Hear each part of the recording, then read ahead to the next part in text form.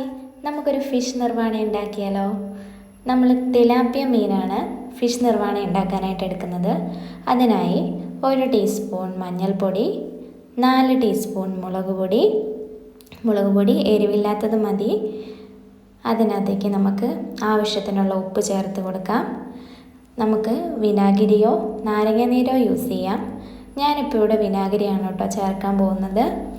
ആവശ്യത്തിന് വിനാഗിരിയും ചേർത്ത് നമ്മുടെ ഈ മീനിനെ ഈ മുളക് നന്നായിട്ട് തേച്ച് പിടിപ്പിക്കുക.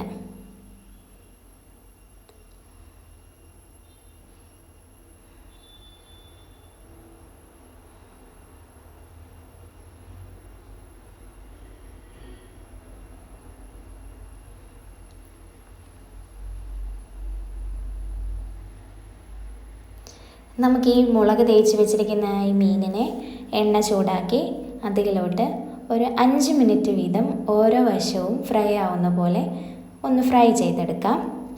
ഫ്രൈ ചെയ്ത മീനിനെ നമുക്ക് മറ്റൊരു പാത്രത്തിലോട്ട് മാറ്റി വെക്കാം.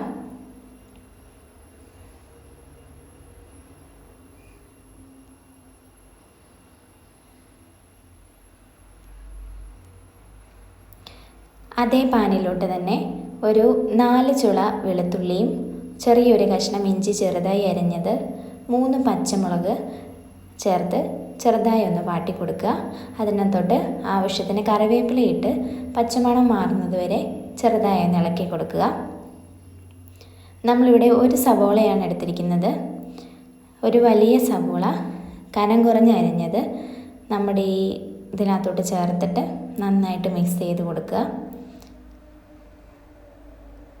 ആവശ്യത്തിന് ഉപ്പ് ഇട്ട് ഇളക്കി നമ്മുടെ ഉള്ളിനെ മാറ്റി വെക്കണം.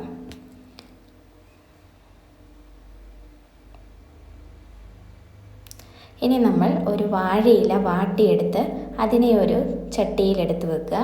നമ്മൾ വറുത്ത് വെച്ചിരിക്കുന്ന മീനിനെ അതിൻ്റെ അടിയിലോട്ട് നിരത്തിയിടണം. ആവശ്യത്തിന് പച്ചമാങ്ങ നമ്മൾ ഈ വറുത്ത് വെച്ചിരിക്കുന്ന മീനിൻ്റെ മുകളിലോട്ട് ഇട്ട് കൊടുക്കുക. നമ്മൾ നേരത്തെ വഴറ്റി വെച്ചിരിക്കുന്ന ഈ ഉള്ളി നമ്മൾ ഈ വറുത്ത് വെച്ചിരിക്കുന്ന മീനിൻ്റെ മുകളിലേക്ക് നന്നായി പരത്തി വെച്ച് കൊടുക്കുക. അതിലോട്ട് നമ്മൾ തേങ്ങാപ്പാലാണ് ഉപയോഗിക്കുന്നത്. 1 തേങ്ങയുടെ പാലാണ് നമ്മളിവിടെ എടുത്തിരിക്കുന്നത്. നമ്മൾ എടുത്ത് വെച്ചിരിക്കുന്ന 1-ാം പാല് നമ്മൾ എടുത്ത് വെച്ചിരിക്കുന്ന ചട്ടിക്കകത്തോട്ട് ഒഴിച്ചു കൊടുക്കുക. നമ്മൾ 1 ടീസ്പൂൺ കുരുമുളക് പൊടിയാണ് ഇടുന്നത്.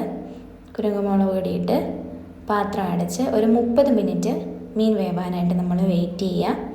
നമ്മുടെ അടിപൊളി തിലാപ്പിയ നിർവാണ റെഡി ആയിട്ടുണ്ട്. എല്ലാവരും എന്തായാലും ഉണ്ടാക്കി നോക്കണേ.